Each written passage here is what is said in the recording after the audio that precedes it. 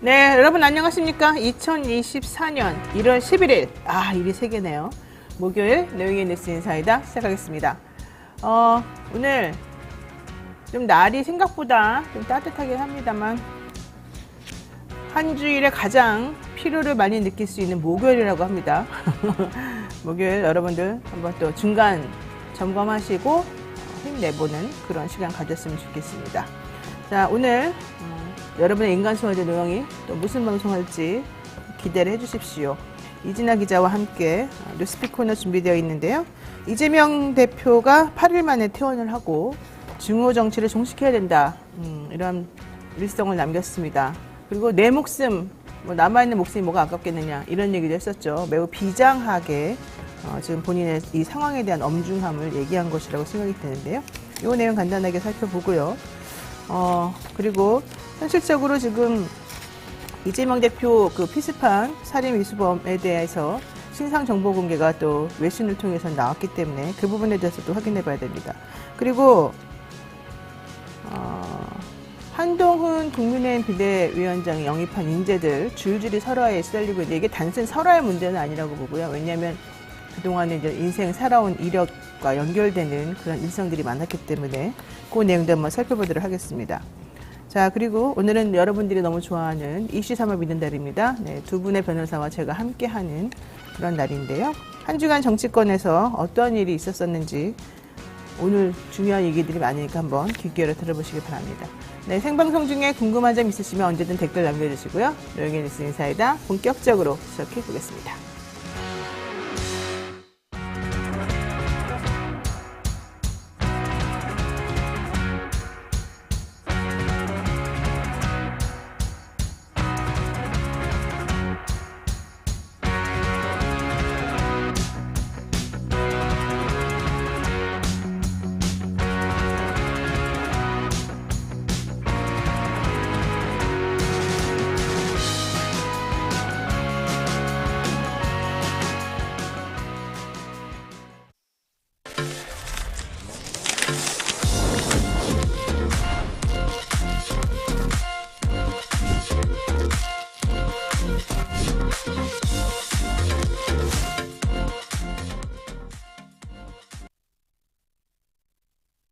네, 바쁜 아침 이것만은 꼭 알아야 된다. 여러분들께 뉴스를 대신해서 정리를 해드립니다. 듣기만 해도 이해가 쏙쏙 되는 뉴스픽 시간인데요. 오늘 이진한 뉴스마터 기자 함께하겠습니다. 어서 오십시오. 네, 안녕하세요.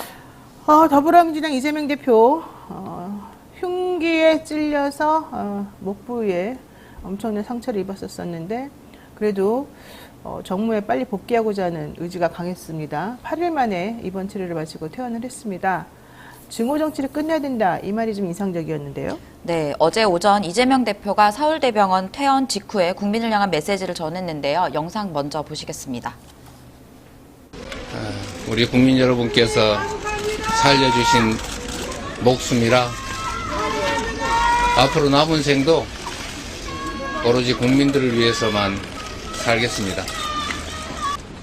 이제 증오하고 죽이는 이런 전쟁 같은 정치, 이번 사건을 계기로 사라지면 좋겠습니다. 네, 어제 현장 영상 앞부분을 보면요. 말을 좀 꺼내기 불편한 기색을 보이기도 했는데요. 이 자리에서 이 대표는 현재 정치를 증오의 정치, 대결의 정치라고 하면서 앞으로는 서로를 존중하고 상생하는 제대로 된 정치를 보관하는 이정표가 되기를 진심으로 소망한다고 전했습니다. 그러면서 부산 시민 여러분 그리고 생사가 갈리는 그 위급한 상황에서 신속한 응급조치로 제 목숨을 구해주신 부산 소방, 경찰 그리고 부산대 의료진과 서울대병원 의료진께 감사하다는 말도 덧붙였는데요. 어제 현장에는 지지자 한 200여 명과 그리고 유튜버들이 몰리면서 경찰이 폴리스 라인을 치고 접근을 차단하기도 했습니다. 당분간 이 대표는 인천 계양구 자택에서 치료를 이어갈 예정이며 건강 때문에 좀 제한적이긴 하지만 중요한 당무에 대한 의사결정은 할 것이라는 민주당 대변인의 발표가 있기도 했습니다. 증오의 정치, 이걸 좀 종식해야 된다. 서로 존중하고 상생하는 제대로 된 정치를 보관하는 이정표가 되기를 원한다. 되게 중요한 말이 많았습니다. 게다가 지금 사실 언론에서 계속 부산하고 이 대표 내지는 부산하고 민주당 여기를 갈라치기 하는 듯한 보도들이 많이 나왔는데 부산 시민 여러분 그리고 부산의 소방경찰, 부산대 의료진, 서울대병원 의료진 감사하다 이런 말을 덧붙여서 화합의 메시지를 던진 것으로 보이네요. 네. 자, 그리고요. 어제 이재명 피습사건 관련해서 부산경찰청에서 수사 결과를 발표했죠. 자, 어떻게 됐다는 겁니까? 네, 수사 결과가 좀 이제 나왔는데요. 우철문 부산경찰청장의 브리핑을 먼저 살펴보면요. 피의자는 민주당 당대표인 피의자의 재판 연기 등 제대로 처벌하지 않는 것 같다라는 생각에 불만을 품었다면서 더 나아가 피해자가 대통령이 되는 것을 막고 곧 있을 총선에서 피해자가 특정 세력에게 공천을 줘서 다수 의석을 확보하지 못하도록 사례를 결심했다는 취지로 진술을 했다고 말했습니다. 이어 남기는 말이라는 그 내용에서 변명문은요. 범행의 정당성을 알리기 위해 작성한 8쪽 분량이고 또 7,446자에 달한다고 합니다. 굉장히 많은 분량인데요. 이 내용이 메모장에 유사한 취지의 내용이 반복적으로 기재돼 있었고 디지털 포렌식 자료와 참고인 진술 그리고 프로파일러의 진술 분석을 종합하면 결국 피의자는 주관적인 정치적 신념의 극단적인 범행으로 이어졌다고 분석을 했습니다. 그런데 이제 단순히 보수 성향 유튜버를 시청한 것이라고만 이야기를 해서 좀 선택적인 수사가 아니냐, 좀 제한적이지 않냐라고 이제 비판의 목소리가 나오니까 이 부분에 대해서 경찰은 검찰과 긴밀한 협의를 해서 한 점의 의혹도 남기지 않도록 진상 규명을 위해 노력하겠다라고 했는데요. 이후에 있었던 그 백브리핑이라는 그 자리에서는 어떤 유튜브를 시청했냐 이렇게 묻자 말하기 좀 곤란하다 이렇게 얘기했고요. 또 그러면 집회나 이런 것들 적극적인 정치 참여는 없었냐 이랬더니 그것도 말하기 곤란하다 이런 식으로 이야기를 했습니다. 아니, 제가 좀 사실 어제 이거 좀 잘못했다고 생각하는 것 중에 하나가 이거였어요. 인터넷 댓글 활동은 하지 않았다. 단순히 보수 성향 유튜브를 시청한 것에 불과하다. 이게 사실 상식적으로 좀 말이 안 맞는 것 같아요. 단순히 보수 성향 유튜브를 시청해서 이런 결과가 나왔기 때문에 정치적 성향과는 무관하다. 이걸 좀 말하고 싶었던 것 같은데 그분이 댓글 안 달면 뭐 그냥 상관이 없는 것이라고 지금 보는 것인지도 좀 의심스럽고. 네. 어쨌든 이 정치적 성향이라고 하는 게 정치인에 대한 테러로 이어졌기 때문에 그 부분에 대한 명백한 확인 절차를 거치는 것도 필요해서 보이는데 논란이 심하게 야기될 것으로 생각해서 그랬는지 어쨌든 그 부분에 대한 내용은 제대로 브리핑하지 않아서 민주당이나 다른 국민들에게 조금 답답함을 주는 그런 상황이었습니다. 게다가 사법부의 종북 세력으로 피의자 재판이 지연이 돼서 피의자를 단죄하지 못한다. 이것도 사실은 상당히 상식적으로는 좀 납득하기 어려운 그런 발언들이었기 때문에 정신분석이나 뭐 이런 걸 통해 가지고도 혹은 그 사람이 왜 그런 주관적으로 왜곡된 신념을 가지게 됐는지 이런 분석도 필요해 보였기 때문에 이 부분에 대해서는 조금 향후에 더 많은 정보 공개가 좀 필요해 보입니다. 게다가 경찰 이 대표 습격 피해자 신상을 당장 공개하지 않기로 했습니다만 뉴욕타임즈에서는 사실 우리도 다 알고 있었죠, 그때. 네. 네. 어떻게 지금 발표가 된 거죠? 네, 일단 잠깐 하나만 더 앞서 말씀하신 거에 좀 덧붙이자면요. 네. 경찰에서는 이 유튜브 시청이나 이런 것들에 대해서 자세하게 밝히진 않았지만 어제 한겨레가 단독으로 보도한 내용을 따르면요. 조카의 증언이 있었는데요. 광화문 태극기 집회를 참석했다라는 친인척의 증언도 나왔고요. 네. 그러면서 이제 태극기 집회 몇 번 나간 적이 있고 또 김 씨가 이제 부동산 공인중개업을 한다라고 알려져 있었잖아요. 그래서 그 주변인들을 물어봤더니 부동산 하는 분들은 같이 약주도 하는데 이 김 씨는 술을 못 드시니까 그런 것도 없었다면서 맨날 컴퓨터 앞에서 혼자 앉아 있었고 또 재작년에도 태극기 집회에 나갔다는 걸 알고 있다. 뭐 이런 얘기도 했고 또 그 편의점, 근처 편의점에 어떤 한 분은 유튜브로 소리가 계속 나오고 바깥까지 크게 들리도록 이제 그러면서 들고 다녔다라는 얘기까지 나왔습니다. 또 이제 어제 뉴욕타임즈에서 이제 한국에서 보도한 내용들을 바탕으로 또 추가적인 내용도 좀 보도를 했는데요. 뉴욕타임즈는 이 대표가 피습 사건을 지난 3일에 상세 보도를 했습니다. 제목은 야당 지도자에 대한 칼부림 공격이 양극화된 한국 사회에 경각심을 불러일으킨다라는 제목인데요. 기사에는 피의자 실명과 함께 2012년부터 아산에서 공인중개 사무소를 운영했던 전직 공무원이다라고 했고요. 또 그 사건 현장을 모자이크 처리 없이 보도를 또 했습니다. 그래서 이런 점 때문에 신상 정보 비공개 결정이 실효성이 없다라는 지적도 나오고 있습니다. 또 경찰은 근데 이제 신상 공개 요건에 해당하지 않는다면서 봤는데, 민주당에서는 제1야당 대표를 살해하려 한 범죄자를 경찰이 감싸고 도는 이유는 정권의 부담을 덜어주기 위한 사건을 은폐 축소하려는 목적이다.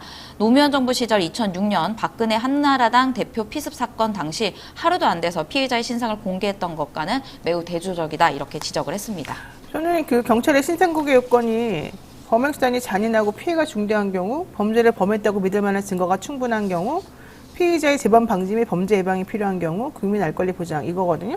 다 해당된다고 생각하는데, 일단 경찰의 그 위원회에서는 그렇게 안 봤군요. 좀 특이합니다. 이 박근혜 씨 그 피습 당시 사건에서도 엄청나게 그때 공개가 금방금방 됐었던 거라고 생각을 해보면 안 맞는 거죠. 그리고 태극기 집회에 여러 번 참석을 했는데 그냥 단순히 보수 성향 유튜브 시청한 사람으로만 치부하는 건 매우 부적절하다, 이렇게 생각이 들고요. 이게 그냥 일반적으로 보수적인 성향을 가진 사람하고는 완전히 확연히 구분되는 게 바로 그런 극우적인 그런 집회에 참석하느냐 안 하느냐 이런 거거든요. 왜 제대로 된 보도를 안 하고 보고를 안 하고 브리핑도 엉터리로 하는지 좀 이해가 안 갑니다. 어쨌든 중요한 건 우리나라에서 벌어진 중대 사건에 대한 여러 가지 뉴스를 외신을 통해서 보다 정확히 알 수 있다는 게 상당히 저는 유감이다, 이런 말씀 드립니다. 어쨌든 뉴욕타임스에서 얘기하고 있는 거는 결국 우리 정치가 양극화로 분열되는 현 상황, 그리고 윤 대통령이 제1야당 대표를 이런 식으로 취급했기 때문에 이런 일이 벌어진 거다라는 이제 연결고리, 이런 것들을 설명했지 않습니까? 네, 대통령과 이 대표의 갈등을 뉴욕타임즈는 언급했는데요. 2022년 이후 한국 정치적 양극화의 중심 무대가 되었다라면서 대선이 끝나고 윤석열 정부의 검찰은 이 대표에 대한 일련의 수사를 시작했고 여러 부패 및 형사 혐의로 그를 체포하려고 했다라고 설명을 했습니다. 또 윤 대통령은 전직 대통령들이 정치적 타협을 위해서 야권 지도자들과 가졌던 영수회담을 이제 이 대표에겐 제안하지 않았고 이제 1년 넘게 2년 가까이 되고 있는데 아직도 만나고 있지 않는 것을 좀 지적을 했는데요.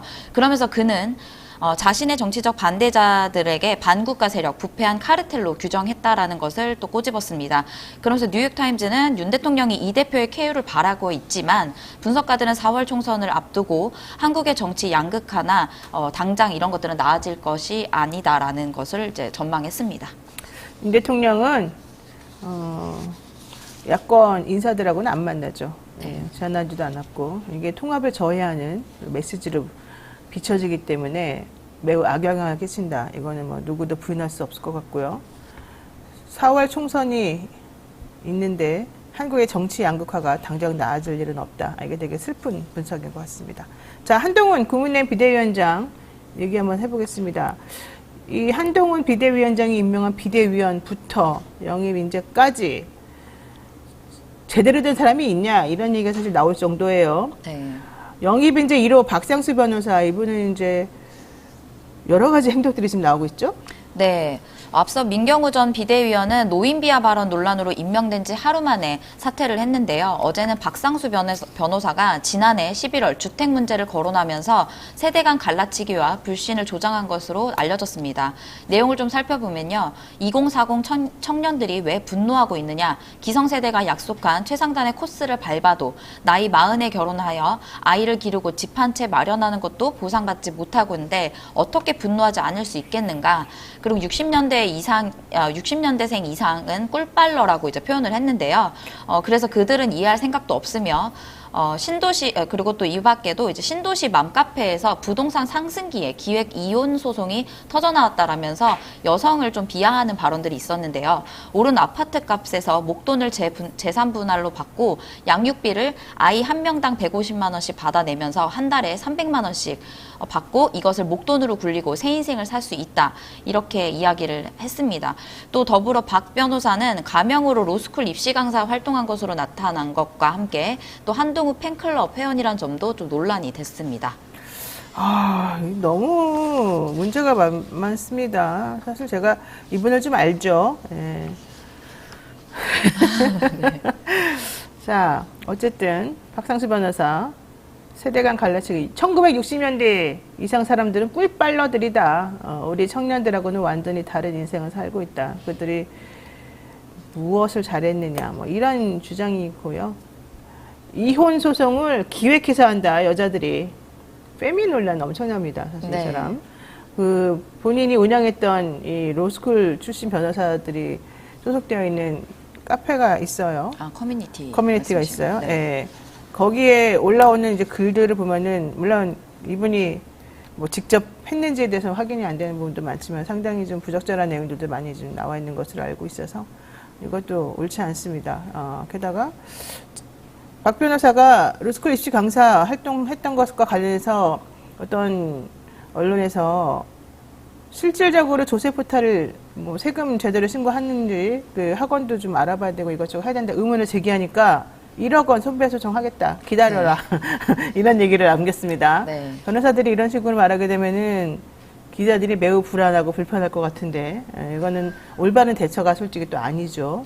이런 부분들에 대해서도 사실은 좀 이거는 부적절한 것 같고요. 한동안 팬클럽 회원이라는 거는 연결시키지 말아라라고 또 계속 주장하고 있습니다만 그것도 또 무시할 수 없는 그런 상황이 아닐까 생각이 드네요.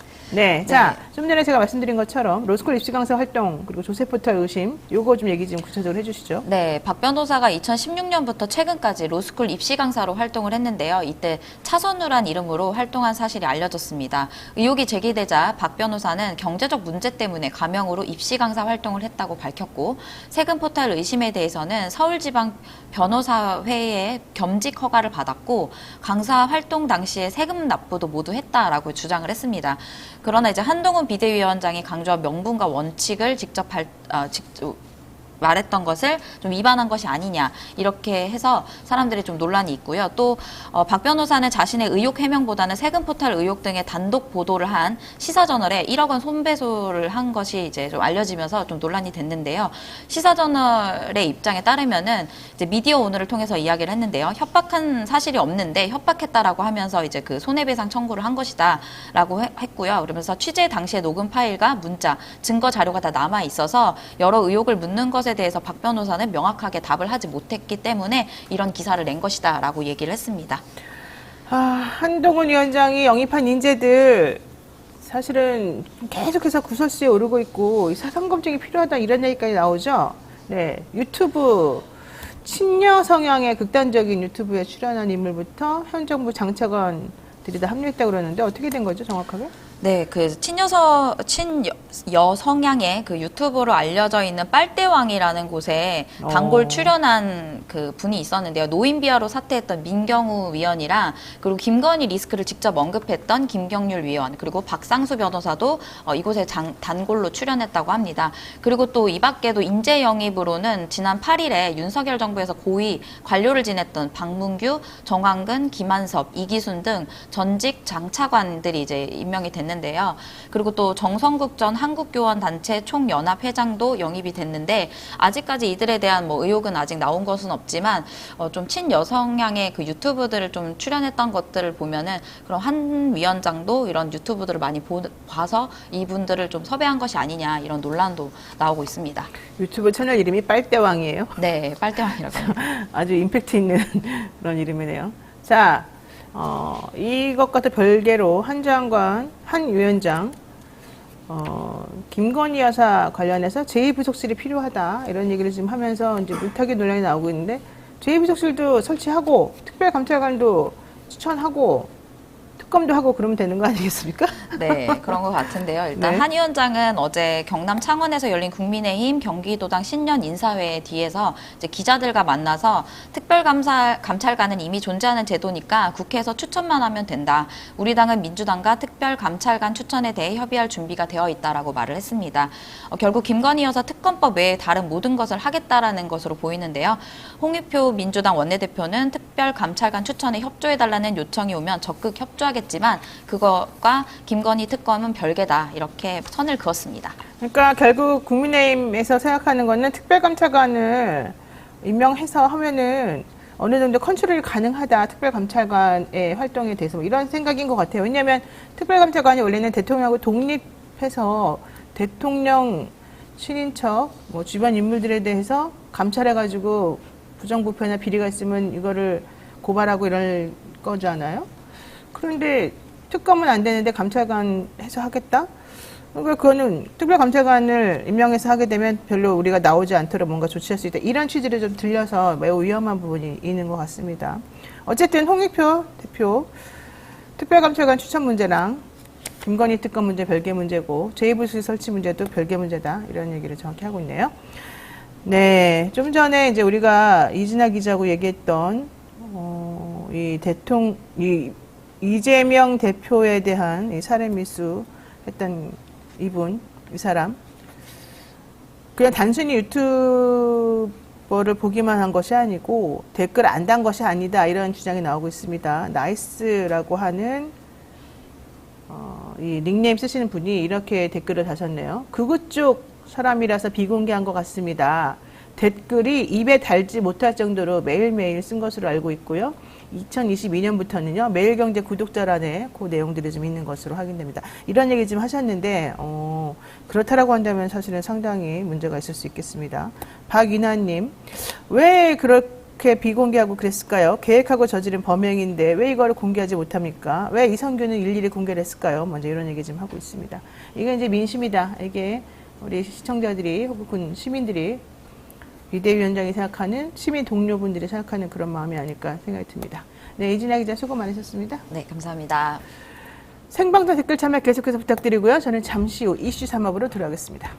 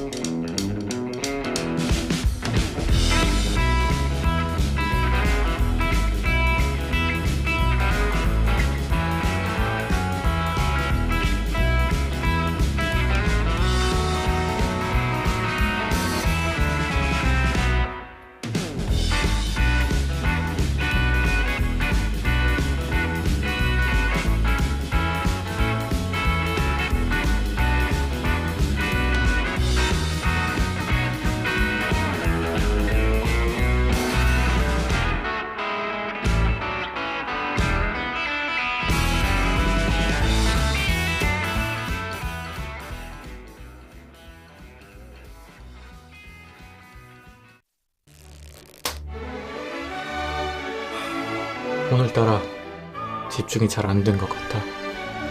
모름지기 공부는 깨끗한 책상에서 해야 잘 되는가.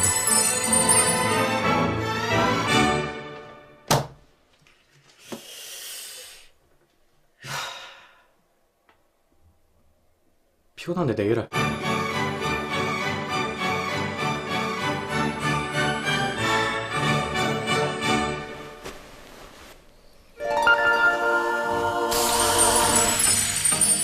걱정 마세요.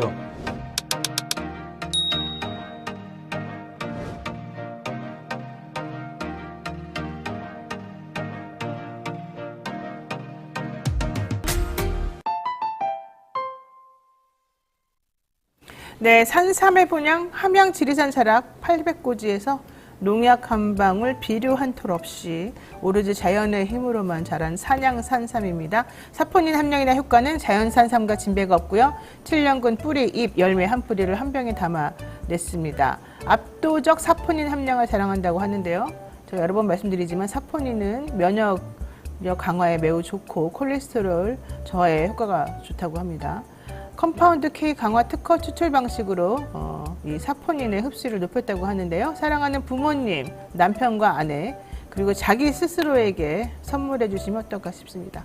지리산 천년의 기운이 고스란히 담겨져 있다고 하네요.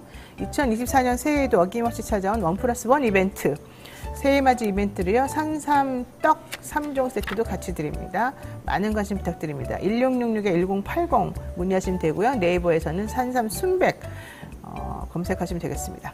자, 매주 목요일 3명의 변호사와 함께하는 톡쏘는 정치평론 시사 맛집 이슈 3합 시간입니다. 김필승 변호사 그리고 조상호 변호사 모시겠습니다. 두 분 어서 오십시오. 네, 안녕하십니까.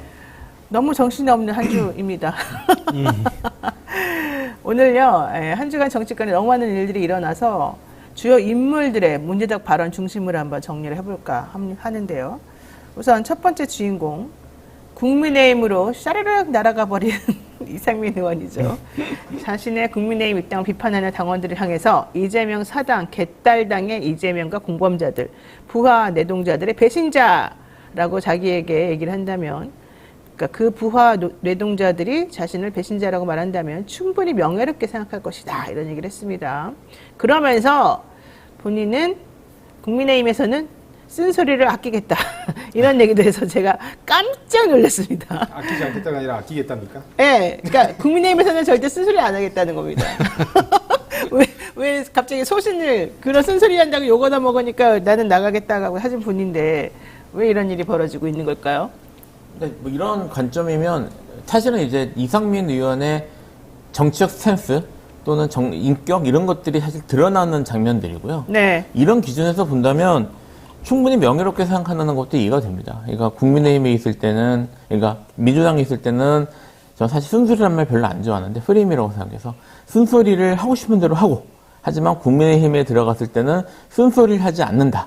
그러니까 때와 그 장소와 경우에 따라 쓴소리 여부가 달라진다라는 것, 뭐 이런 기준을 갖고 있으면 이런 비판들도 명예롭게 들을 수 있지 않을까 싶은 생각이 들고요. 다 동의하는데 예. 쓴소리라는 말은 솔직히 전 동의 못하겠습니다. 민주당에서 한 말은 쓴소리가 아닌 경우가 많았잖아요. 그러니까 사실 쓴소리라는 말에 저는 쓴소리라는 말이 나오면요, 일단 그 프레임에 걸려 있다고 봐요. 저는 네. 쓴소리 자체만 말씀을 드리면, 그러니까 특히 언론에서 그렇게 붙이는데 그 기울어진 운동장에서 그 자기들이 생각하는 기울어진 방향에 맞으면은 그 쓴소리가 돼요. 쓴소리가 되고, 이제 그 쓴소리가 나와 그런 발언해내는 게 정치적으로 효능감이 있을 때, 그들이 원하는 방식으로. 그럴 때만 쓴소리가 되거든요. 네. 그러니까 예를 들어, 이준석 대표나 이쪽 여당 쪽에서도 많은 비판이 있잖아요. 쓴소리라고 이게 수식을 받는 경우가 별로 없었습니다. 그렇죠. 네, 그렇기 때문에 쓴소리는 네. 그런 의미에서 저는 좀 정적 프레임이라고 생각하고, 만약 그렇다면 설사 이상민 의원이 국민의힘에 들어가서 비판을 열심히 한다고 하더라도 그건 더 이상 쓴소리라는 말을 받기 어려울 수도 있어요. 그러니까 그런 의미에서도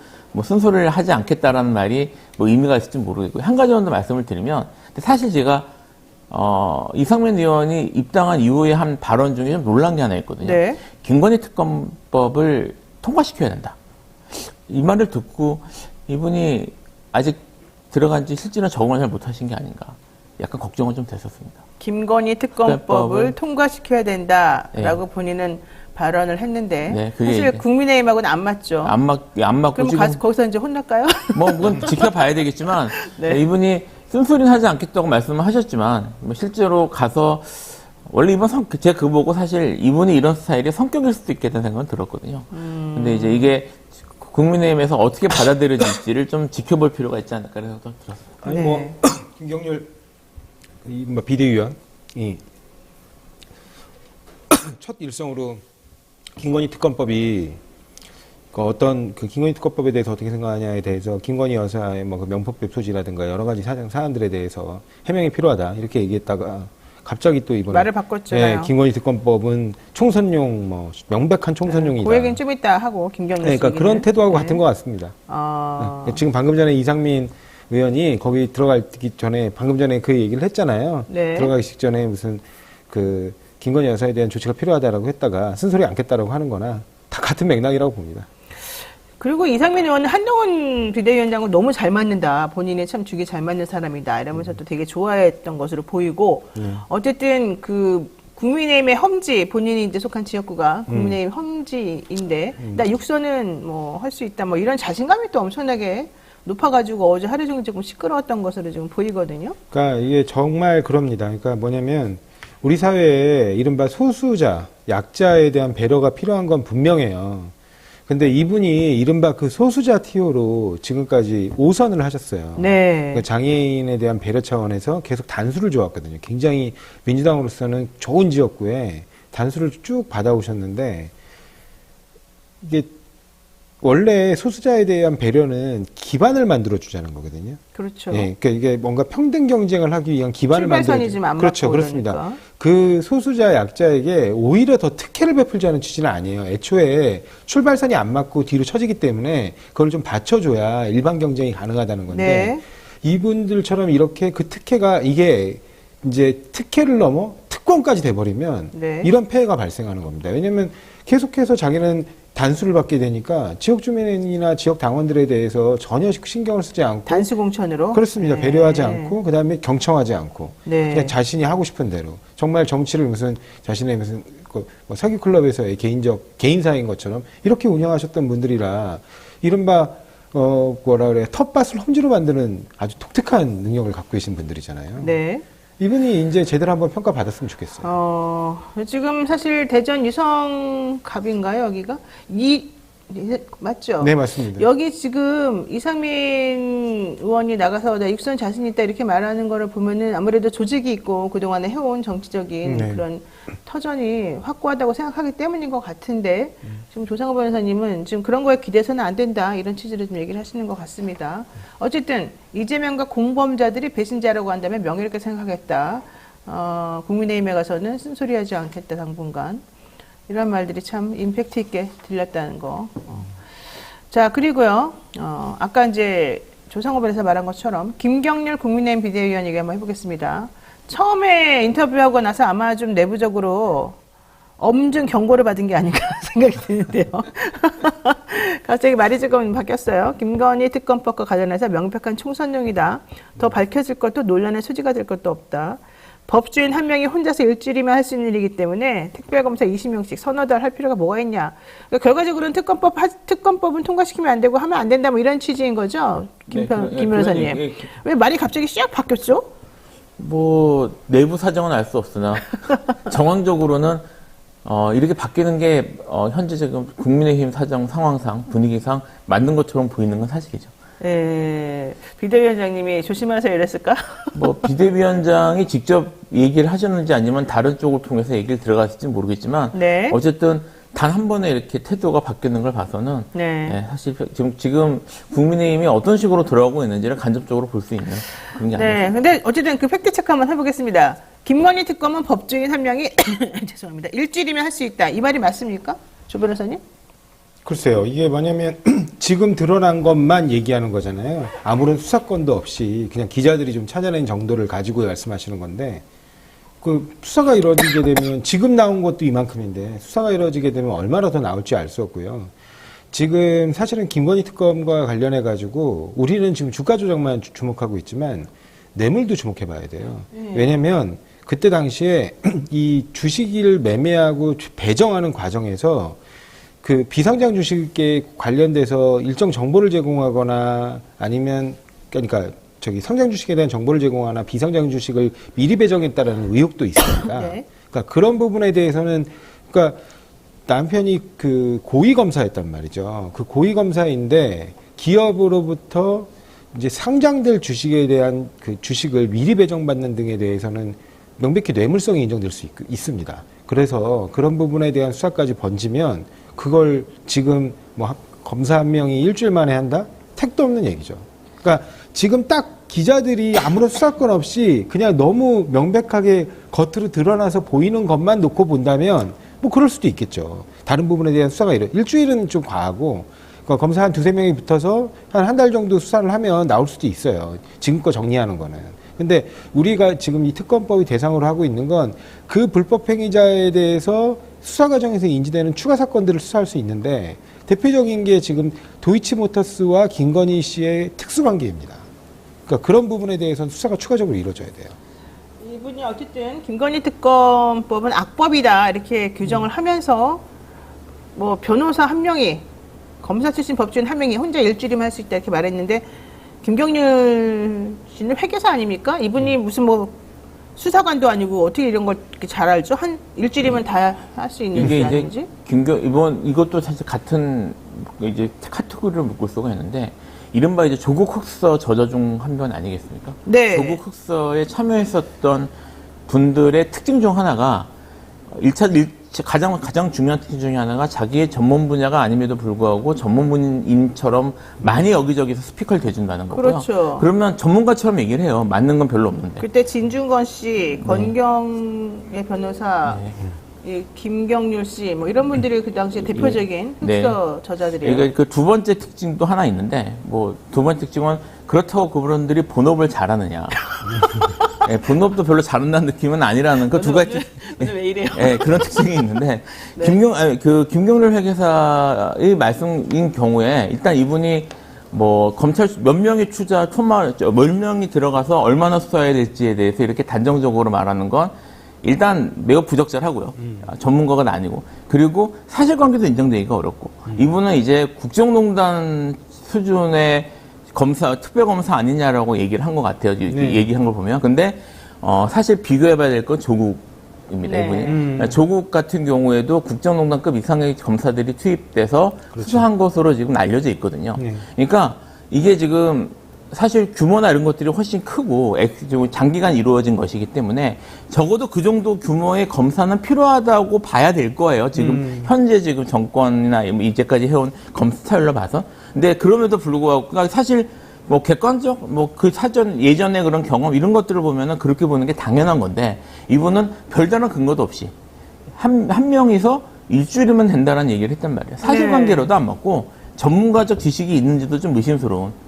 그리고 지금 한 가지 말씀드리면 조국 그 전 장관 같은 경우에 이분이 내가 뭐 며칠 밤을 새면서 분석을 해봤는데 이건 분명하다라고 얘기했던 건 다 꽝됐죠. 예, 실제로 뭐 제대로 뭐 되지도 않았던 그래서 그 부분은 다 무죄 나왔어요, 사실은. 예, 그래서 이분이 과연 자기 본인이 주장하는 것처럼 경제 전문가인가 이런 것들도 한번 생각해 볼 필요가 있을 것 같아요. 그러니까 뭐 사모펀드 뭐 이런 얘기부터 시작해서 그렇죠. 이제 사실은 다 하나도 안 맞은 거죠. 다 하나도 안 맞은 거죠. 그 다음에 한 가지 덧붙여드리면 그것뿐만 아니라 사실은 이 김건희 씨 사건이 우리가 권력형 범죄라고 하는 가장 큰 이유는 이분이 뭐 혼인 전에 무슨 주가 조작을 했다. 뭐 맞을 수는 있어요. 근데 실제로 이 주가 조작 사건이 수사가 진행된 덮인 것. 예, 네. 수사가 진행된 때는 지금 윤석열 대통령과 결혼한 다음이고요.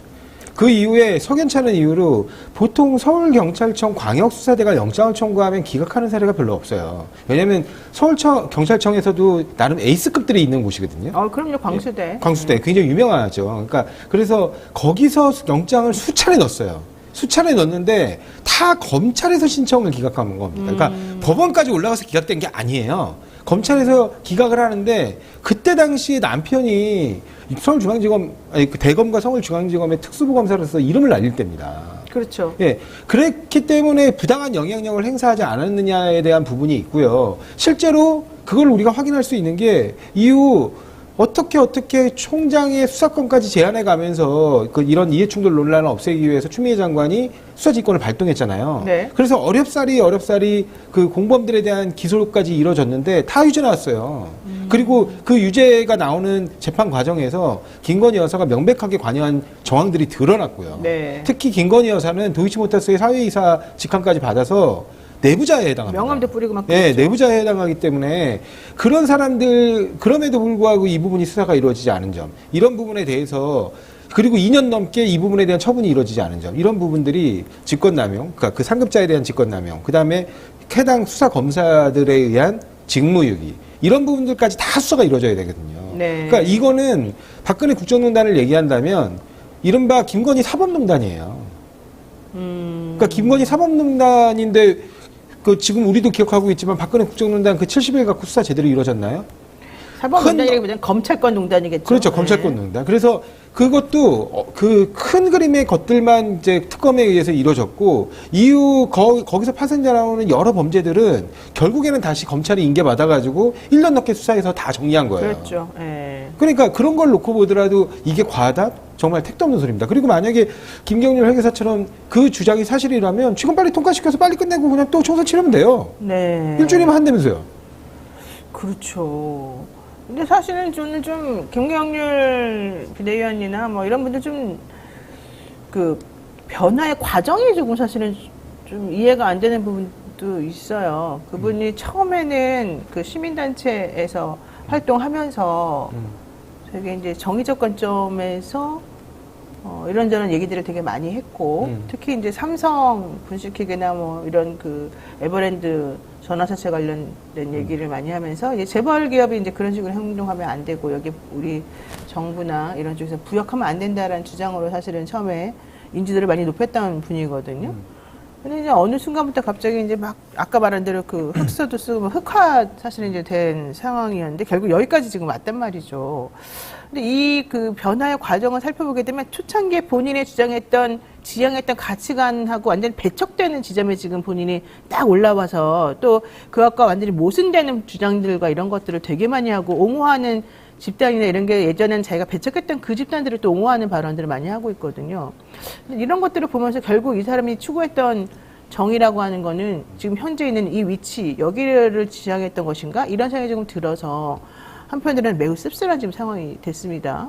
근데 말도 그 사이에 비대위원 되자마자 처음에 했던 말하고 일주일 만에 갑자기 또 막 바뀌는 걸 보게 되면 이게 바뀌는 것에 대해서 특별히 두려움을 느끼지 않는, 부조화를 안 느끼는 그런 또 측면이 있는 것 같아서 좀 이상하기도 하고요. 뭐 사실 이분의 심리적 범위나 개인적인 경험은 저가 전혀 모르기 때문에 어떻게 평가하기는 어렵긴 한데 네. 어쨌든 지금 말씀하셨던 입장이 정반대로 너무나 간단하게 바뀌는 걸 보면서 네. 적어도 지금의 김경률이라는 사람은 이제 그럴 수 있는 사람이 되었구나. 제가 그 전에 뭐 시민운동 하면서 어떤 식으로 하셨는지 제가 사실 솔직히 잘은 모르겠습니다만 어쨌든 적어도 지금의 김경률은 그런 것 같습니다. 저는 그 조국 교수 사건이 벌어졌을 때, 그러니까 전문가들도 오류가 있을 수 있고 판단이 네, 그칠 수 있어요. 그럼요. 네. 근데 그 부분에 대해서 문제 제기할 수도 있고. 근데 결과적으로 상당 부분이 잘못된 걸로 드러났잖아요. 네. 그리고 화천대유 문제 제기할 때도 마찬가지로 네. 정말 그 3억 얘기는 이 부동산 개발 관련 회계를 담당하는 사람으로서는 전혀 터무니없는 주장이에요. 그러니까 네. 그런 부분에 대한 경험이 없으셔가지고 그런 얘기는 했을 수 있어요. 근데 지식인들이 자신의 전문 영역에서 오류를 범할 수 있는데 그 범했다고 하면 나중에 분명히 그 부분은 바로 잡아줘야 돼요. 오히려. 그렇죠, 오히려. 명확하게 바로 잡아줘. 내가 이런 부분에서 판단의 착오나 실수가 있었다. 이런 게 사실은 전문가다운 태도인데 사실은 오류를 인정하려고 하지 않다 보니까 점점 늪으로 빠지고 거기다가 결국에는 진영의 반대편으로 빠져드는 그 진영 논리에 갇혀서 네. 결국에 진영의 반대편으로까지 가버리는 꼴이 된 거예요. 그래서 과거에 자신이 참여한 데부터 쭉 몸담았던 권력에 대한 비판 이런 부분이 이제는 권력의 옹호로 바뀌어버린 거죠. 그러니까 아까 말씀하신 대로 그게 흑화라면 흑화라고 저는 봅니다. 네, 알겠습니다. 자, 어쨌든 비대위원 임명되자마자 한 얘기랑 또 지금 얘기가 완전히 달라진 부분에 대해서는 매우 유감스럽다라고 지금 생각이 들고요. 한동훈 국민의힘 비대위원장 어제 경남도당 신년 인사회에서 재판 중인 국회의원이 금고형 이상의 형이 확정되면 재판 기간 동안에 세비를 전액 반납하도록 하겠다 이렇게 밝혔습니다. 근데 이거는 좀 제가 변호사 입장에서 보자면은 유연성이 있어요. 매우 잘못된 발언으로 솔직히 생각이 됩니다. 본인이 형이 확정되지 않은 상태에서 본인이 가지고 있는 직업이 국회의원이어서 국회의원 활동을 열심히 했고 물론 뭐 재판 받으러 다니느라고 시간이 조금 더 소요됐으면 있겠습니다만은 그래서 결과적으로 그 활동한 이후에 나중에 이제 형이 확정됐다라고 하는데 재판 기간 동안에 세비를 전액 반납한다는 거는 무슨 뜻입니까? 그러면 재판 받는 동안에는 국회의원 직은 있지만 국회의원 일을 안 했을 테니까 돈을 돌려내라 막 이런 건가요? 이게 무슨 뜻입니까? 이게 맞나요? 이건 전형적인 포퓰리즘이죠. 네, 이거 좀 말이 안 맞는 말이에요. 예. 정치 혐오에 기댄 포퓰리즘이고 이게 뭐 국회의원으로서 어쨌든 금고 이상 대모 이제 상실하는 거니까 네. 상실할 때까지는 일을 하는 거잖아요. 그렇죠. 일을 하는 것에 대한 돈을 주는 건데 여기에 대해서 이거를 무슨 근거로 뺏겠다는 건지 돈을 네. 안 주겠다는 네. 건지 이게 사실 국회의원들에게 나가는 세비를 매우 아까워하고 국회의원들을 없애야 된다는 사실 이런 전형적인 사실 낮은 수준이라고까지 말할 수 있는 그런 정치 혐오 같은 것들이 있거든요. 여기에 대해서 별다른 고민 없이 어필하는 듯한 느낌이에요. 근데 이게 글쎄요, 이거를 사실 근데 이전에 한동훈 위원장이 했던 것은 또 뭐냐면 불체포 특권 포기를 받겠다는 건데 그것도 좀 위헌적인 그것도 사실은 네. 포기할 수 있는지 여부에 대해서 이미 충분히 얘기가 나왔잖아요. 네. 적어도 어쨌든 이분이 법무부 장관까지 지냈으면 거기에 대해서는 법적으로 헌법적 개념에 이런 것들에 대한 이게 좀 있어야 되는데 네. 사실 그걸 보면서 이분이 그런 거 전혀 없이 그냥 포퓰리즘적인 모습을 보이는구나라고 생각을 했거든요. 근데 이것도 사실 같은 현상에서 보입니다. 그러니까 이분이 사실은 미국 좋아하고 영어 좋아하고 그다음에 뭐 유럽 좋아하고 이러신 것 같아요. 뭐 이런 것도 쓰시고. 근데 네. 저 이른바 그 우리가 얘기하는 그 민주주의를 오랫동안 발전시켜온 네. 서구 민주주의 국가에서 불체포특권이 없는 나라는 없어요. 다 있습니다. 왜냐면 의회가 가진 그 한계 때문에 그래요.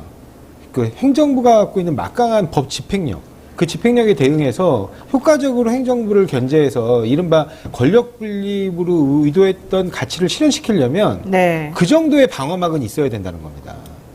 아니 그분들이 그렇다고 처벌이 안 되는 건 아니잖아요. 우리가 갖고 있는 불체포특권은 프랑스 같은 나라에 비하면 굉장히 약한 편이에요. 그렇죠. 프랑스는 네. 아예 수사도 막을 수 있습니다. 그러니까 이 의원 재직 기간에는 부당한 수사로부터 의원의 의정 활동을 보호하기 위한 거예요. 네. 근데 우리는 그렇지는 못하거든요.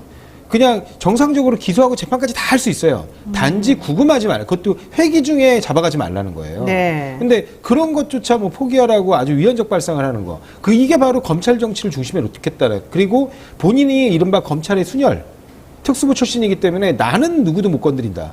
그리고 그 누구도 못 건드리다라는 거를 나와 내 가족은 누구도 못 건드린다는 걸 지금 현실로 보여주고 있어요. 네. 이른바 윤석열 대통령의 본부장 의혹이라든가 그러니까 본인 가족들. 조국 수사를 그렇게 날카롭게 수사했던 그 칼이 휘둘러진 기준에 따르면 본인 가족들도 벌써 난도질당했을 겁니다. 그러니까 그런 부분에서 본인의 가족들은 건들지 못하는. 그러니까 이런 부분으로 그에 대한 자신감을 보여주는 거죠. 네. 이거는 결국에는 그분이 얘기한 여의도 문법을 쓰지 않겠다가 국민의 문법을 쓰겠다가 아니라 네. 서초동 문법으로 가겠다는 거예요. 그러니까요. 어제 안 그래도 한겨레 사설에서 네. 5천만의 언어를 사용하겠다는 한동훈 비대위원장은 왜 서초동 사투리를 고치지 않냐 이런 그 얘기도 나왔었었는데 그리고 아까 말씀드린 것처럼 국회의원 수당 등에 관한 법률 관련해 가지고 이미 개정안이 올라와 있는데 그 개정안은 무노동 무임금의 원칙에 따라 구속기간 세비를 제한하겠다는 그렇죠. 취지지. 그거는 맞는 말이죠. 예. 일을 다 했는데 사후적으로 그 부분에 대해서 결국에는 유죄 판결이 내려졌다고 네. 해서 그걸 갖다가 이미 일한 부분에 대한 대가로 받은 세비를 갖다가 사후적으로 몰수하겠다. 네. 이 부분은 명백하게 재산권 침해에 해당해가지고 아마 헌재에 들어가면 무조건 위헌 나올 겁니다. 그러니까 그건 사실 법리적으로 전혀 안 맞는 말이긴 한데 한동훈 비대위원장이 지금 뭐 공무원도 아니고 국회의원도 아니고 행정부 뭐도 아니고 금고형 이상의 형이 확정된 경우에 세비 전액 반납하도록 하려면은 법을 고치고 뭘 고쳐야 될 텐데 그렇죠. 헌법도 안 맞으니까 뭔가 좀 특단의 조치를 취해야 될 것 같은데 그럴 수 있는 만한 뭐 권한이나 그런 건 없는 거잖아요. 무슨 얘기인지 잘은 모르겠지만 아마 네. 이제 지금 여당이 다수당이 돼서 다음 선거에서 그러면 뭐 그렇게 하겠다는 그렇게 하겠다는 거예요? 공약 비슷한 말이 아닌가라고 선회해 보는 게 맞지 않을까 싶다. 설마 제가 그런 보기엔- 생각 그것도 모르진 않겠죠. 그냥 이재명 대표 그냥 공격하는 용으로 약간 무책임하게 한 말 아닙니까? 저는 그렇게 보고요. 그다음에 그 구속기간 세비 제한에 관한 법률, 그러니까 국회의원 수당 등에 네. 관한 법률 개정안도 사실은 민주당 의원들이 다 대표 발의한 겁니다. 오히려 국민의힘 의원들은 그런 발의도 하지 않았다는 안 했어요. 거예요? 예. 오히려 예. 민주당 의원들이 그런 예. 얘기를 해서 지금 여기까지 올라온 거다? 그렇죠. 근데 이제 와서 거기다가 뭐 구속과도 무관하게 사후적으로 이게 위헌성이 있는. 그래서 제가 늘 말씀드리지만 한동훈 장관은 지금이라도 이분이 형법 전문가인지는 모르겠어요. 뭐 그다지 칼도 날카로운 것 같지 않은데 형법 전문가인지는 모르겠지만 형법의 가장 기초법은 헌법입니다. 네. 헌법부터 좀 공부하셨으면 좋겠어요. 자, 어쨌든 한동훈 위원장은 재판 기간 동안에 세비 전액 반납 법안을 추진하겠다라고 얘기를 하고 있고 공천 후보자에게 서약서를 받겠다 이런 얘기를 지금 했습니다. 자, 근데 어쨌든 아까 우리 김필성 변호사의 일성이 저는 딱 귀에 꽂히는데 자기 본업이나 충실히 해라 뭐 이런 얘기 아까 했었잖아요.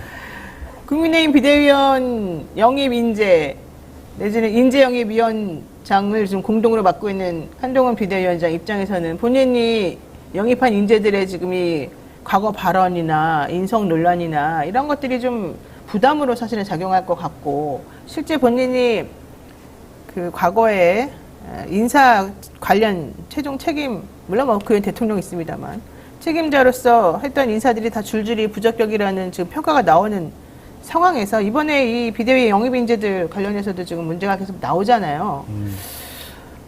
그 부분에 대해서도 조금 해명이 좀 필요해 보입니다. 근데 여기에 대해서는 전혀 답변을 안 하고 있는데 어쨌든 그런 상황에서 민경우 전 비대위원 노인 비하 논란으로 사퇴가 했고요. 박은식 비대위원, 백범 김구 선생 폭탄 던지는 사람이 뭐 알겠느냐 뭐 이런 얘기 한 거.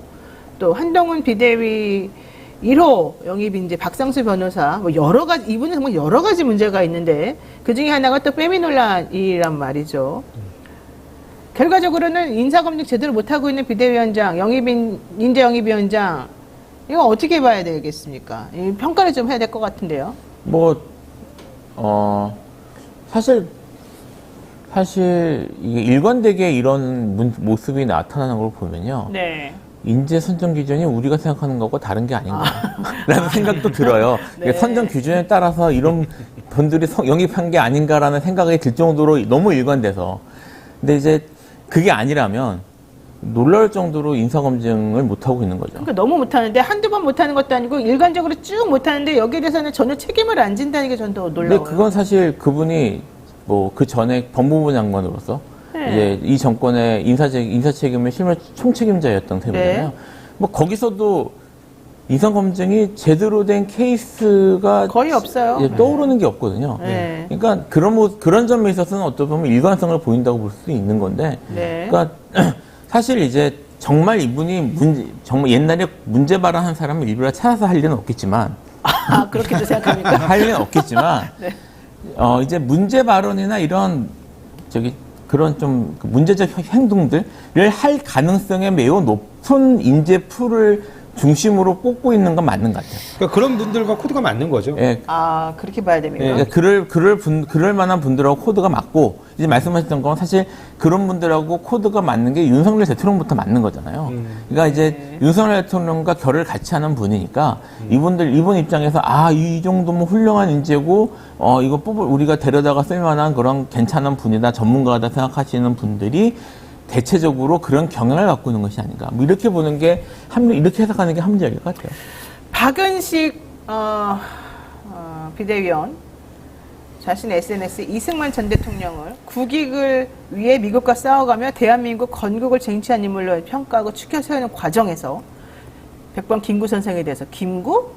폭탄 던지던 분이 국제정세와 나라 돌아가는 시스템에 대해 잘 알까? 본인은 의사 선생님인데 이렇게 SNS에 이런 거를 또 잘 올리시고 무식해서 그러죠. 본인은 이런 걸 잘 알아서 올렸을까? 이런 생각이 좀 드는데. 아니 국익을 왜 미국과 언제 싸워요? 미국에 가서 거기서 사기 활동에 열심히 하셨는데. 그리고 사실은 임정 때, 그러니까 우리나라 최초의 탄핵 사례라고, 왜냐면 우리는 이제 1919년 그 3.1운동의 그 정신을 계승해서 1920년에 설립된 그 대한민국 임시정부의 임시정부. 법통을 네. 계승한다고 하고 있기 때문에 네. 대한민국 임시정부가 우리 대한민국 건국 시점으로 본다면 최초로 탄핵당한 대통령은 이승만 대통령이에요. 그러니까요. 당시에 이제 자금을 정말 독립자금으로 어렵게 모은 그 자금을 횡령해서 네. 사적으로 썼다는 것 때문에 탄핵당했거든요. 네. 그 이후에 김구 선생 같은 경우는 오랫동안 그 임시정부를 실질적으로 이끌었습니다. 그러니까요. 근데 그렇기 때문에 그 임시정부 내에서도 여러 가지 그 어떤 지향점이 다른 정치 조직들이 존재했어요. 네. 그 부분들을 잘 이렇게 융화시켜 가면서 이끌어가는 탁월한 정치력을 보여준 분이거든요. 그런데 무슨 나라 돌아가는 시스템을 안 해 모르네. 본인은 나라 돌아가는 시스템을 압니까? 거기다가 그때 당시에 이른바 그 상해나 그다음에 그 만주에서 계속해서 임시정부를 옮겨가면서 네. 그 여러 국가들과 협력하고 거기에 그 대사를 그러니까 이런 관계자들을 파견하고 그 때로는 그 독립지사들이 이른바 비폭력으로는 감당할 수 없기 때문에 그 어떤 이제 거사를 일으키는데 지원하고 이런 그다음에 군사 조직을 이끌고 그런 부분들까지 전부 다 그 본인이 어떤 주석으로서 행하셨던 분이거든요. 네. 그런데 그 리더십을 둘을 놓고 비교하면 어디가 더 우월합니까? 그러니까요. 게다가 국민의힘이 총선 인재를 영입한 박상수 변호사는 자신이 개설했던 이 커뮤니티에 여성 혐오 발언이 지속적으로 올라온 것이 문제가 됐고요. 본인이 로스쿨 수험생 및 재학생을 대상으로 운영했던 커뮤니티에 이쁜 여자는 페미니즘을 하지 않는다. 그러니까 안 예쁘고 남자들이 안 찾으니까 그런 주장을 하는 거다. 이제 이런 취지로 글을 올리기도 했고요. 30살 전에 결혼 못하고 아기 안 낳으면 남녀 불문 아오지 탄광으로 보내야 된다. 이런 발언을 했어요. 이거 무슨 말이에요? 30살 전에 결혼 못하고 아기를 안 낳으면 아오지 탄광으로 보내야 된다니요. 북한으로 보내라는 얘기. 아니 저희가 딱 30살에 결혼했는데 다행입니다. 어이가 없네요, 진짜. 아니 그러니까 결론적으로 뭐 아기 출산 안 하면은 살 필요도 없다 뭐 이런 뜻입니까? 뭐 결혼 못하고 아기 지금 안 윤석열 나오면? 대통령의 아우지 선고 가셔야 돼요. 좀 30살 전에 결혼 못했는데. 30살 전에도 못했고 아이도 아기도 안 그러니까 낳으셨고. 윤석열, 김건희 두 대통령 부부께서 저기 그 아우지 탄광으로 가셔야 될 것 같아요. 아이고 이게 뭐야 이게. 남녀 불문이라고 했지만 사실은 이거 저기 아주 짙게 여성 혐오죠. 여성에 대한 그러니까요. 가부장적 관점이 깔려 있는 거죠. 사실 네. 그 출산은 여성이 책임져야 될 것이고요. 하는 것이니까. 그러니까 이게 지금 여성들을 저기 국가를 위해서 아이를 낳는 뭐 그런 존재, 뭐 그런 것이 제일 중요한 기능인 것처럼 보는 그러니까요. 사실 그런 관점이 깔려 있는 것이어서 네. 이게 현재 사실 근데 개인적으로는 저는 눈에 들어왔던 것은 이쁜 여자는 페미니즘을 하지 않는다라는 말이었어요. 이게 참네요. 네. 뭐 말 자체도 그렇지만 이게 사람이 저기 외모 얘기를 하면 항상 얘기하는 사람 얼굴을 보기 마련이거든요. 당신은 얼마나 근데 이분이 예, 잘 모르겠어요. 저 같으면 이런 위험한 말은 하지 않겠습니다. 우리는 할 주제가 안 되는군요. 네. 참네요. 다 자신 있게 얘기할 수 있는 건 저보다 그렇게 크게 나와 보이지 않습니다. 아 그래요? 왜 이래요 오늘? 여러분 이 부분은 귀를 씻어주시기 바랍니다. 자 한동훈 위원장 이제 친윤 중진 물갈이 성공할 것이냐 이것도 좀 관측이 나오고 있습니다. 김웅 의원이 불출마 선언했는데 김은혜 전 수석은 복당 신청했고 분당으로 또 막 속속들이 모여들고 있고 또 송파에는 또 우리 대통령 친구분이 또 가신다 그러고. 지금 난리가 나가지고 게다가 이성민 의원처럼 5선한 사람도 좀 공천 줄 것처럼 얘기하고 있으니까 중진, 뭐 희생요구 이런 말이 정말 머쓱해진 상황이거든요. 앞으로 진짜 공천은 어떻게 하시려고 그러는 거죠? 그러니까요. 이제 이른바 김웅 의원이 불출마를 선언했어요. 예, 거기서도 이제 보니까 비윤의 초선이었잖아요. 그렇죠. 비운의 초선이고 사실은 이제 어떻게 보면 행보를 같이 했던 당대표가 강제로 끌려 나갔잖아요.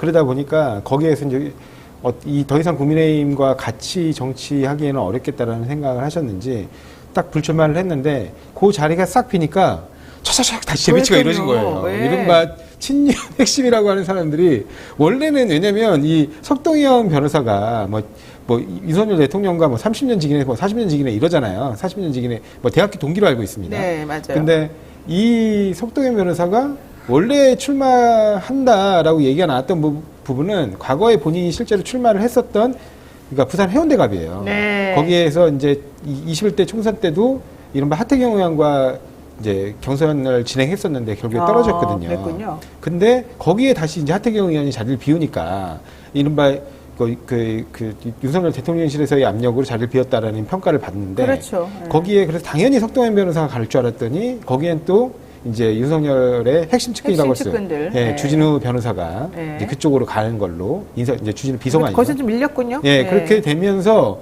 원래 또 이제 주진우 비서관이 출마할 것으로 예상됐던 수영구가 자리가 비게 되니까 거기에 또 이른바 그 여사픽이라고 보통 이게 얘기가 나오는 네. 장해찬 최고위원이 또 그쪽으로 제치가 되고 장해찬 최고위원 정말 거기 두 개의 격세지감입니다. 그렇습니다. 해운대구하고 수영구가 그 부산에서 서울로 비교하면 강남 같은 곳이에요.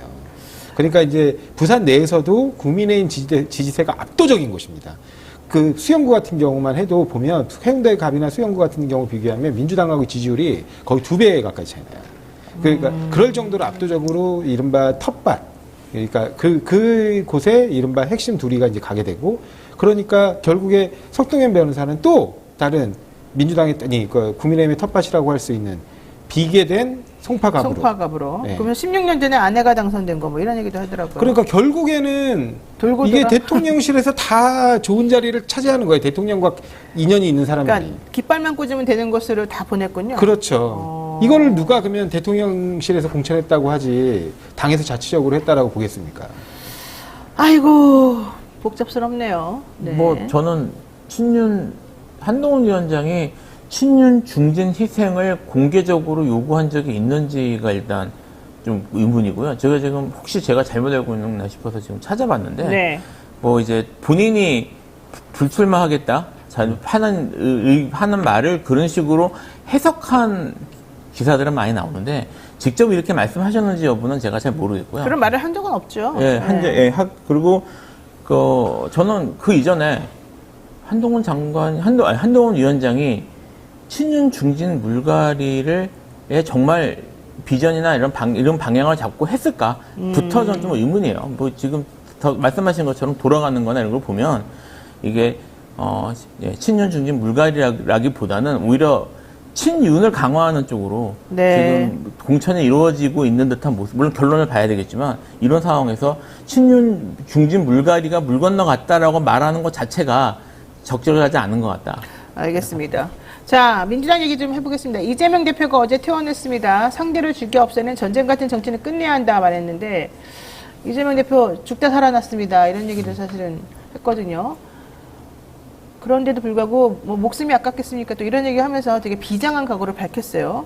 이 대표 메시지는 어떤 뜻이라고 봐야 됩니까, 조 변호사님?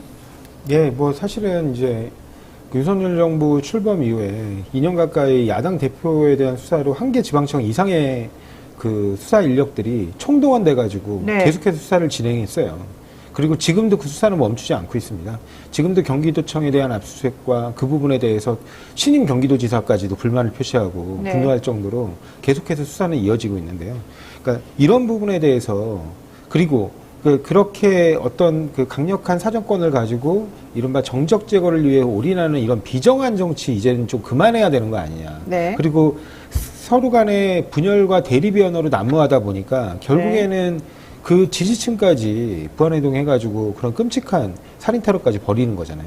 그러니까 이런 식의 증오를 양산하는 정치 네. 그런 부분을 그만하고 좀 생산적인 정치를 하자. 그리고 민생을 돌보는 정치를 하자. 이런 부분 과거 이재명 대표가 계속해서 2년 동안 내왔던 메시지인데 그 부분을 다시 또 한번 태어나는 과정에서 국민 여러분께 낸 걸로 보고 있고요. 자, 정부 여당에서도 최초에 이재명 대표가 피습됐을 때 이제 그런 부분에서 이 비슷한 어떤 워딩들이 좀 나왔어요, 정부 여당에서. 이제 그런 말만, 그냥 워딩만 있는 그런 정치가 아니라 네. 이제 좀 실천하는 모습을 좀 보여줬으면 좋겠습니다. 알겠습니다. 자, 이런 가운데 어제 경찰 수사 결과 발표됐습니다. 주관적 정치 신념에서 비롯된 극단적 범행이다. 이게 이제 결론인 것 같습니다. 공동 정범이나 범행 교사한 배후 세력은 없다. 이렇게 얘기를 했는데 제가 놀랬던 거는 댓글 쓴 적 없고 그냥 보수 유튜버를 단순히 시청한 사람이기 때문에 정치 성향이나 이런 것들에 대해서는 공개하지 않겠다. 이게 지금 경찰의 태도란 말이죠. 어떻게 보세요? 지금 뭐 브리핑을 왜 했는지 이럴 브리핑을 거면 왜 했는지? 예, 그냥 나와서 알려드릴 건 없습니다. 감사합니다 하고 들어간 거나 사실 다름없는.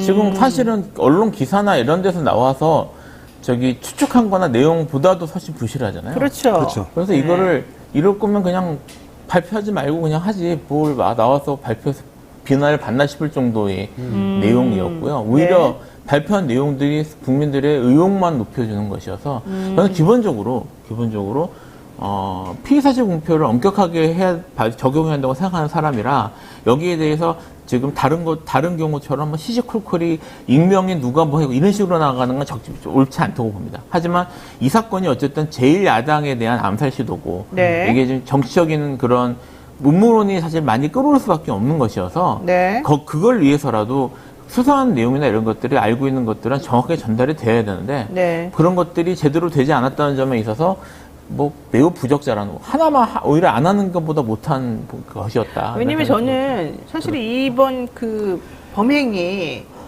극단적 정치 성향을 가진 사람이 네. 결과적으로 왜곡된 신념으로 확신을 가지고서 저지른 범행이기 때문에 네. 정치인에 대한 그렇죠. 저는 오히려 그 부분에 대해서 의사의 경종을 울리는 차원에서라도 그 부분을 명확하게 오히려 발표하는 것이 더 맞다라고 생각을 하는데 네. 오히려 그렇기 때문에 하면 안 된다는 식으로 지금 경찰이 덮은 것에 대해서 매우 저는 유감이라고 생각합니다. 저는 제일 여기서 경찰의 발표 중에 황당했던 게 범죄의 중대성을 인정하기 어려워서 신상 공개를 하지 그러니까 않겠다는 그 말이 거예요. 안 되는 거거든요. 범죄가 범죄의 이만큼 중대성. 중대하지 않아? 살인 미수인데? 아니 전 세계 모든 외신들이 이 사건을 다뤘어요. 네. 근데 범죄가 중대하지 않다고요? 자, 그런데, 우리 그 댓글 한번 보면은, 고은TV님이 이름을 바꾸셨군요, 천명으로.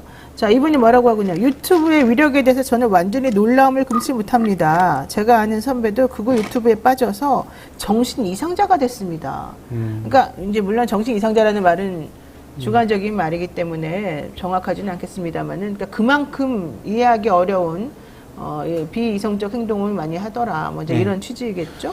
정당법에서 당적의 공개를 금지하고 있어요. 그 예. 수사기관에. 네. 그 취지는 뭐냐면 수사기관의 수사를 통해서 당적과 무관한 범죄와 관련해서 당적까지 공개함으로써 특정인에 대한 조리돌림을 하는 그런 현상이 벌어질까봐 네. 그런 부분에 대한 낙인 찍기를 방지하기 위해서 엄격하게 금지하는 거거든요. 그렇죠. 네. 그렇지만 우리 법은 그것만 있는 게 아니고 그 이후에 제정된 특정 강력범죄 처벌 등에 관한 말이 이른바 특강법에 별도로 신상정보 공개 제도를 두고 있습니다. 그렇습니다. 이런 사건, 특히 살인과 관련된 사건들에 대해서는 범행의 중대성이라든가 그 다음에 이런 부분에 대해서 아까 지금 노영희 변호사님께서 말씀하신 것처럼 사회적으로 경종을 울릴 필요가 높은 사건들에 대해서는 그런 부분에 한해서 여러 가지 요건들을 검토해서 이제 신상 정보를 공개할 수 있도록 하고 있거든요. 네. 근데 이 사건에서 이 해당 피의자에 대한 살인 미수 피의자에 대한 그 당적 여부는 네. 범행 동기를 설명하는 굉장히 중요한 부분이에요. 알겠습니다. 범죄 재체를 예. 설명하는. 근데 네. 그런 부분에 대해서 특강법에 따른 절차에 따라 네. 위원회에서의 판단으로 공개하는 거는 결국에는 법령에 의한 정당행위에 해당하기 때문에 정당법 위반의 문제가 발생할 이유가 없다고 보거든요. 그런데 정당법을 핑계 삼아가지고 아무것도 공개 안 하고. 네. 그 다음에 무슨 이게 범행이 중대하지 않다는 너무 터무니없는 이유를 들어서 신상정보도 공개 안 하고. 맞습니다. 도대체 이런 결정을 한다는 게 저는 진짜 믿어지지가 않아요.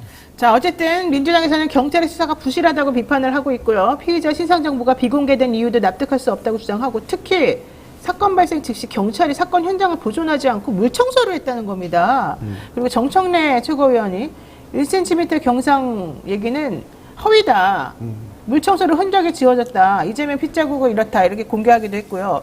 셔츠에 깃이 없었다라고 하면 정말 큰일 날 뻔했다. 이런 보도도 나왔는데 계속해서 언론이나 경찰에서는 축소하려고 하는 이제 움직임이 보였기 때문에 이건 매우 부적절하다라는 얘기가 지금 나오고 있는 중입니다. 자, 요 얘기도 해보겠습니다.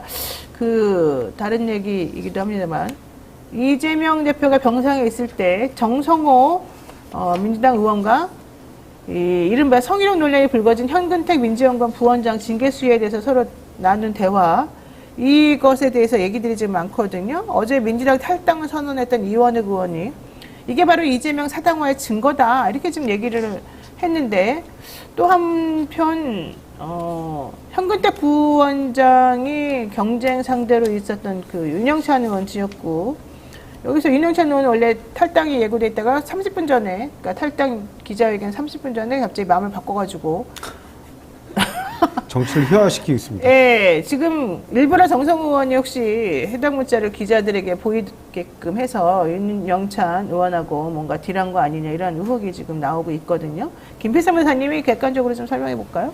지금 말씀하신 것처럼 여기에 그 정성호 의원이죠. 이분이 사실 이렇게 이분이 이런 문자 공개나 기자들의 카메라를 의식 안 할 분도 아니고. 그러니까 뭐 이분이 정말 일부러 그랬는지 여부에 대해서는 뭐 제가 판단하기는 어렵습니다만, 일단 그 당대표하고 어쨌든 당대표하고 떠나서 전 둘이 매우 가까운 사이로 알고 있으니까 여기에 대해서 뭐 의견이나 이런 것들을 개인적으로 주고받는 거는 있을 수 있는 일이라고 봅니다. 근데 이제 다만 이것이 그 외부로 노출됐기 때문에 문제가 되는 것 같은데요. 저는 솔직하게 말씀을 드리면 이거는 잘못했다고 생각을 해요. 이런 문제는 특히 이제 당대표라는 지위에 있기 때문에 이런 문제는 이렇게 좀 쉽게 이렇게 얘기하거나 이런 것, 공식석상이 아니면 얘기 주고받는 걸 좀 조심할 필요가 있고, 네. 그리고 나아가서 지금 이제 만약에 정성호 의원이 국회에서 찍힌 것 같은데 그렇게 찍힌 거라면 사실 이제 문자를 찍어서 보도되는 경우도 많기 때문에 오히려 살 여지가 있어서 이런 것들을 사석에서 얘기하면서 했던 게 아니라면 하는 것만도 모르겠지만 이런 식으로 하는 건 분명히 정치인으로서 미숙한 모습이었다고 저는 생각을 합니다. 그리고 네. 뭐 이와 지금 이대로 지금 여기 오간대로 현근택 후보에 대한 이게 결정되지는 않을 거고요. 결국 윤리위원회를 통해서 공식적인 절차를 통해 뭐 징계 수위나 아니면 제재가 그렇죠. 결정이 되는 게 맞겠지만, 그렇게 되겠죠, 그리고. 그렇게 되겠죠. 근데 어쨌든 이게 만약에 지금 뭐 일부 음모론처럼 일부러 이거를 공개한 것이다, 지금 뭐 이런 정치적 이유 때문이라고 한 거면은 그건 조금 잘못한 거로. 지금 KT24님께서 근데 이상하죠? 친명이라고 불리우는 사람들이 다 날아가고 있습니다. 김남국 의원, 현근택 변호사, 누가 친명이라는 겁니까? 친명이 무슨 의미가 있나요? 이런 얘기를 지금 하고 계시는데, 이재명 대표가 태어난 상황에서 결국 민주당도 이제 총선 채비에 속도를 내고, 비명과 친명 뭐 갈등 이런 것들도 좀 정리가 돼야 될 것 같습니다. 그런 가장 상징적인 인물 중에 하나가 바로 이낙연 네. 전 대표잖아요. 오늘 탈당 기자회견 한다는 거예요. 그리고 어제 탈당했던 원칙과 상식 의원 3명이 박원석 전 의원 또 이낙연 전 대표 등등과 함께 신당을 만들고 이낙연 전 대표는 좀 뒤로 물러나서 약간 비난로부터 좀 자유로워지고 싶다 뭐 이제 이런 얘기를 지금 하고 있거든요. 네. 그거 어떻게 보십니까? 뭐 근데 어제 뭐 윤영찬 의원이 잔류를 선택하면서 결국에 그게 공천 때문이었다라는 그 그런 의심도 좀 나오고 그런 있는 부분을 거죠. 분명하게 그냥 보여준 것 같아요. 왜냐면 지금 현근택 민주연구원 부원장의 어떤 거취가 약간 이제 애매해진 상황이 되니까 그 4명이 오늘 그날 아침까지도 네. 정말 뭐 다 나간다 그랬어요. 근데 갑자기 그 이제 태도를 돌변해서 한 명은 잔류하겠다. 그러니까 나름 이제 충분히 나는 공천을 받아볼 수 있는 거 아니야? 네. 라는 상황이 벌어진 한 분만 쏙 빠진 거거든요. 그러니까 결국에는 이게 다 공천 싸움이다. 그러니까 네. 뭐 여러 가지 공천과 권력이다 이런 그렇습니다. 얘기도 있죠. 결국에는 여러 가지 명분으로 포장을 했지만 결국에는 공천 싸움이고 개파 싸움이었다. 근데 개파라는 게 당내에서의 건강한 여러 가지 목소리들이 경쟁하는 거라면 바람직할 수 있어요. 네. 근데 그걸 넘어서서 당을 찍고 나가고 탈당하고 분열하고 거기에까지 나가는 거라면 이거는 명백한 해당 행위입니다. 네. 그래서 이런 부분 관련해 가지고는 저는 그렇습니다. 지금처럼 제가 볼 때는 이 권력과 이 그 사정 권력이 밀착해서 이렇게 엄혹하게 그 개인적 기본권을 유린하고 그 다음에 그 국민들의 입을 틀어막는 그런 그 권위주의 정권이 네. 군사정부 이래 없었던 것 같거든요. 이제 네. 민주화된 이후로는. 네. 근데 이런 엄혹한 시절에 우리가 개인적 사적 그 권력 욕심으로 분열해서 윤석열 정부와의 그 저 한판 승부에서 정말 누구를 위해 이런 투쟁을 벌여서 하는 것인지 그게 과연 옳은 것인지 그리고 네. 정당하게 그 당원들 그리고 국민들의 선택을 받아 뽑힌 지도부를